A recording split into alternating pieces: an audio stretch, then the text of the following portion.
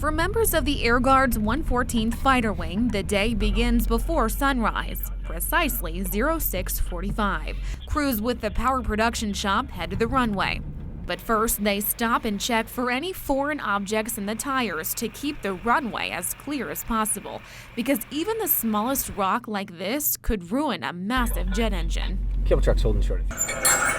Underneath the runways are these pits. The crews go inside every day to make sure all of the emergency gear for the F-16s is ready at a moment's notice.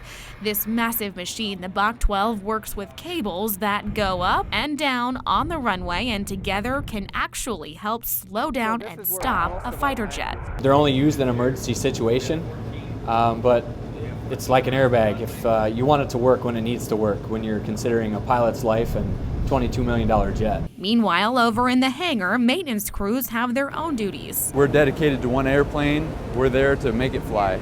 Okay, easier said than done. But before any of these 22 jets take off, there is a lot that happens here, and I mean a lot. When we go out and actually do a launch with the pilot, with the engine running, we're on a comm headset, and we go through all the flight control checks and make sure everything's working back and forth with the pilot. So that's probably the funnest part. And then we actually marshal the airplane out of its parking spot and send it on its way to the taxiway and runway. Now, because the area is so restricted to the public, we were unable to show you inside the cockpit.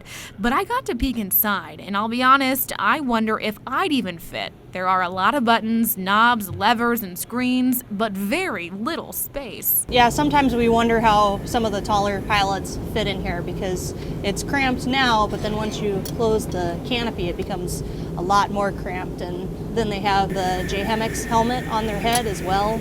And so there's not a lot of room in here. Tech Sergeant Rollison maintains what's inside the cockpit. Figuring out how these systems all integrate together and how they work and why they don't work sometimes. Now, once they're okay to fly that day, the F-16s are then towed to their spot on the ramp for more routine checks ahead of the launch. At the same time, a handful of their 34 pilots are in briefing for the day's mission. And they will start their brief for about an hour. So the flight lead or the instructor will talk for about an hour prior to the actual flight to where they step out, get dressed, and ready to go. They've got a lot of gear to put on and take with them. Steps like these leading up to the launch are crucial to what they do. The military is a precise machine because we need to do things well. We have a lot of things in our hands and a lot of power that needs to be appropriately checked, and so we do everything as precisely as we can. Wonder where they go and what they do?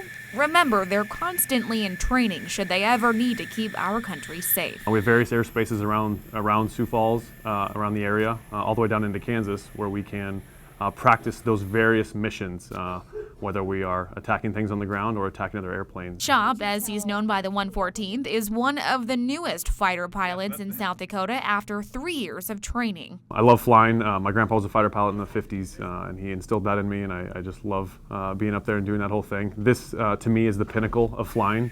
It's the most high-performance machines, get to do the most interesting work. Also wanted to serve my country. The 114th Fighter Wing's mission is twofold, serving both the state and the country. Every single person here counts, whether it's the brand new person back from school that just came out of high school.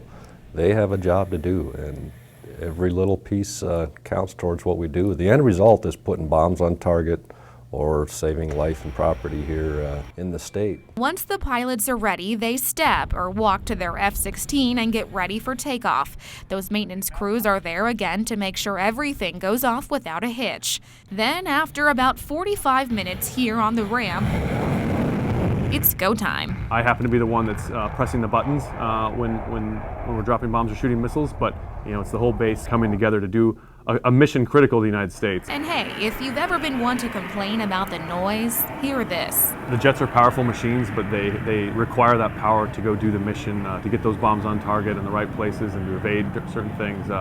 So yeah, the noise is slightly unfortunate. We actually do a lot of procedures to make it quieter even.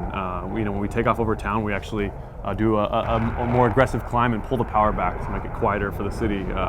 So we are conscious of it, and we try to do our best, but the power is a necessary thing to get the mission accomplished. That mission is an everyday process, again, to keep you and me safe. It's here in Sioux Falls. It's something to be proud of.